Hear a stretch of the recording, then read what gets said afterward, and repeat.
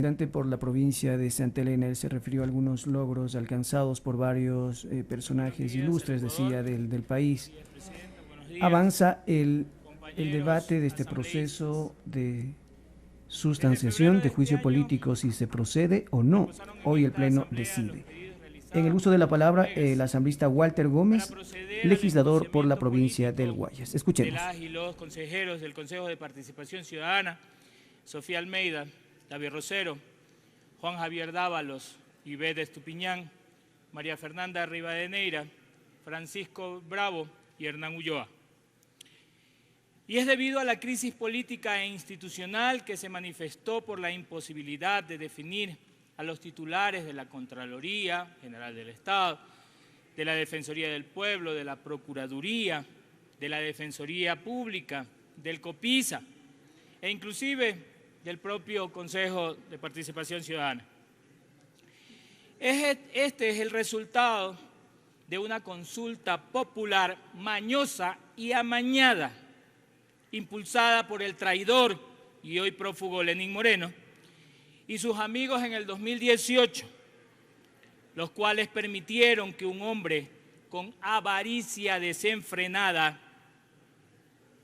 y dispuesto a ser títere acumule un poder supraconstitucional para hacer modificaciones serias y profundas y nombrar autoridades transitorias a su gusto. El padre de toda esta catástrofe se llamaba Julio César Trujillo, pero le llamaban Descorreizar. Lo que estamos tratando hoy es el resultado de esta crisis institucional y esta asamblea debe poner orden en toda esta masacre institucional. Ese mismo orden que los primeros consejeros electos para el Consejo de Participación Ciudadana, que fui yo, uno de ellos, quisimos poner el orden, intentando sustituir el desastre de Trujillo y de todos sus transitorios en el 2019, para establecer transparencia en la administración ilegal de Trujillo y evitar la destrucción del aparataje institucional que hoy vivimos. Recuerdo haber sido acusado en este mismo pleno legislativo junto a mi compañera Victoria de Sintonio por decidir hacer lo correcto. Aunque no lo crean, y hablando por mí, claro, está que esto es una medalla a la coherencia de mis principios. ¿Cuánto caos hubiésemos evitado si la asamblea de los serviles no hubieran sucumbido a la corrupción de Romo y de Moreno? Eso sucede cuando los insolentes recaderos de la oligarquía asumen espacios políticos importantes para operar a favor del poder hegemónico. Caso repetitivo que justamente nos convoca a tratar este punto del orden del día por la actuación ilegal y premeditada del suspendido legislador Villavicencio y de la vicepresidenta Cordero de la Comisión de Fiscalización, quienes incumplieron el proceso establecido en la Ley Orgánica de la Función Legislativa, la cual regula nuestra labor. El Ecuador exige transparencia y el Pleno debe tratar y continuar con la labor no cumplida por la Comisión de Fiscalización sobre el Consejo de Participación Ciudadana, que lo que intentaron fue invalidar este proceso de juicio político, incumpliendo, lógicamente, para no proceder con el artículo 82 de nuestra legislación. Y por ende, el Pleno tiene toda la legalidad para proceder a iniciar el juicio político.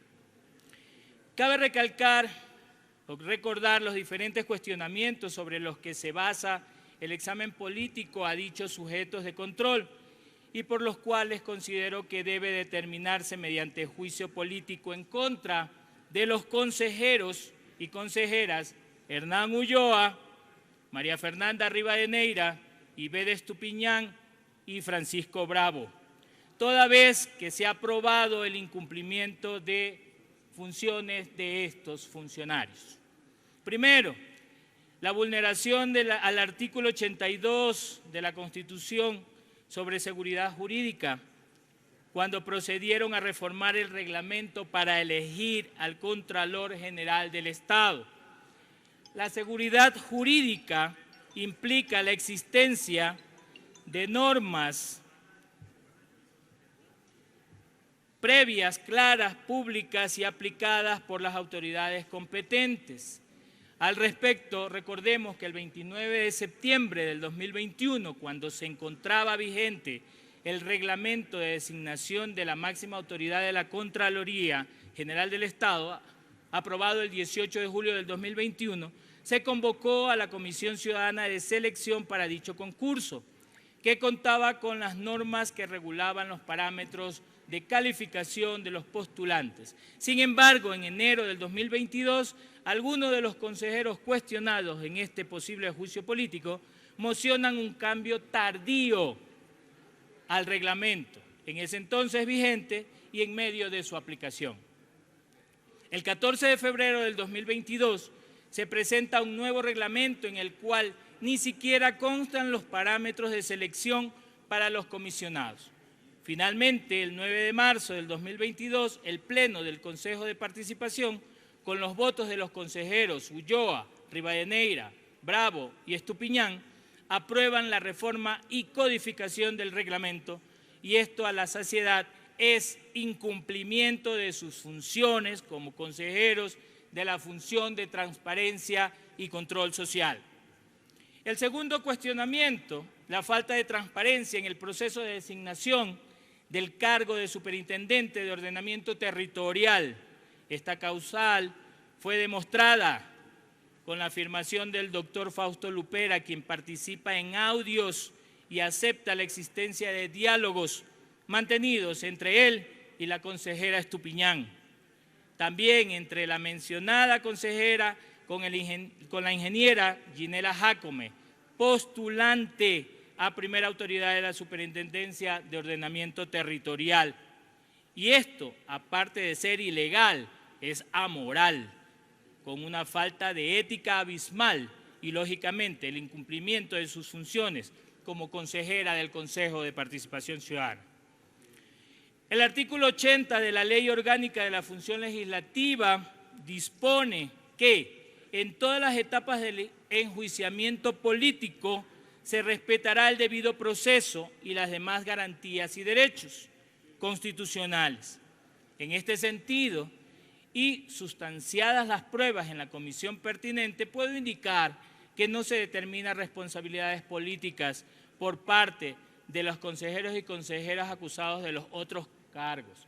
Claro está, sobre cargos con los respectos a otros consejeros. Por ejemplo, sobre a diferencia de los otros consejeros, porque hay más causales, como designación del defensor del pueblo encargado, el doctor César Córdoba, que no tiene nada que ver con el tema ilegal.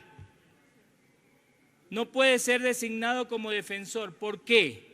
Por la cual ese criterio conlleva una categoría discriminatoria, expresamente prohibida en el artículo 11, numeral 2 de la Constitución de la República.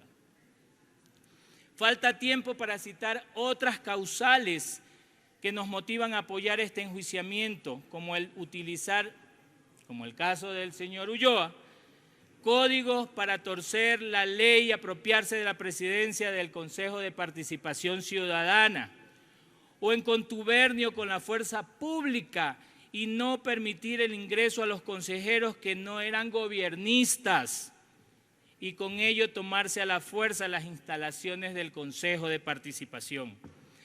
Y minando desde adentro, ingresando a personas, al staff, para que hagan esta labor desde adentro. ingresando topos a la institución para desestabilizarla, y que descaradamente hoy son candidatos a elección de los nuevos consejeros al Consejo de Participación Ciudadana. ¡Qué vergüenza! Hay muchas causales para determinar responsabilidades políticas de los y las consejeros Ulloa, Rivadeneira, Estupiñán y Bravo, pero quizás no se las ha topado, porque quizás no se dieron en el momento.